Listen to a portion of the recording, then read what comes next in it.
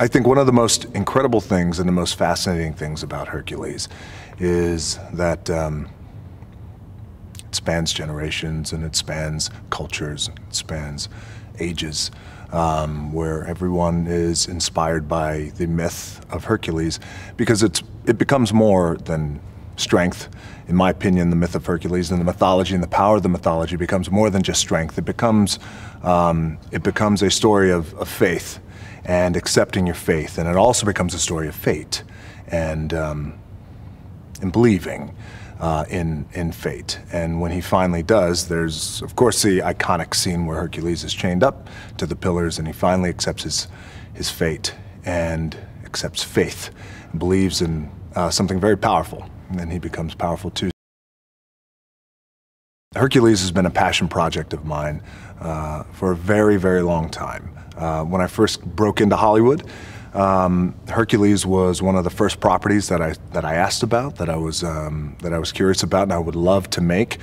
And at that time, I broke in making a movie called The Mummy Returns, and at that time, it spawned a movie called The Scorpion King, and it was fairly close, in a way, similar in terms of tone to Hercules. So we kind of put the Hercules thought on the back burner, but for a very long time, I'd been interested in making Hercules. Plus, growing up, when I was a kid, I had always admired and had a great love and appreciation for individuals who were strong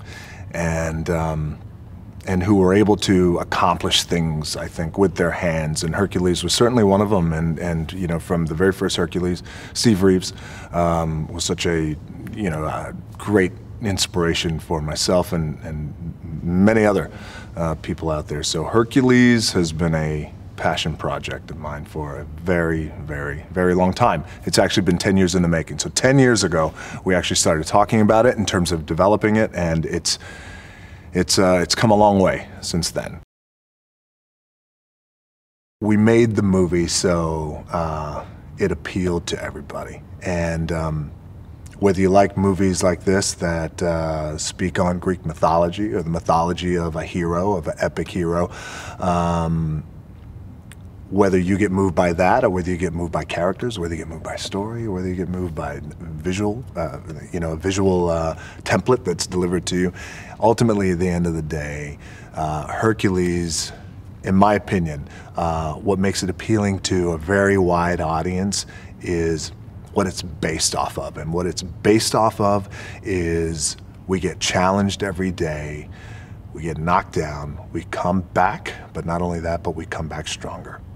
That's what Hercules is based off of, and in my opinion, it's what life is. It's what life is. We get knocked down and we come back stronger. We're all Hercules in a way. We all become Hercules. When you go through a process like this, you have a property like Hercules, there's a lot of directors and filmmakers who come to the table and they want to make this movie. And we had an opportunity to sit with a lot of directors. Some I knew, some I'd been friends with over the years. Amazing directors with amazing filmographies behind them. All could have done a tremendous job. I sat down with Ratner, and it was just an instinctual thing, and it's one of those things that sometimes you just can't explain it, and I just felt it in my gut that he was the right guy. Hey, what's up? Valerie here. Hold on. Look up in the sky. It's a bird. It's a plane. No, it's just Henry Cavill. And did you know that for the role of Superman in the movie Man of Steel, Cavill was on a diet of 5,000 calories while bulking, dropped down to 3,500 to get into suit shape, and then further dropped down to 2,500 for his shirtless scenes. Wow, now that's what I call a committed actor.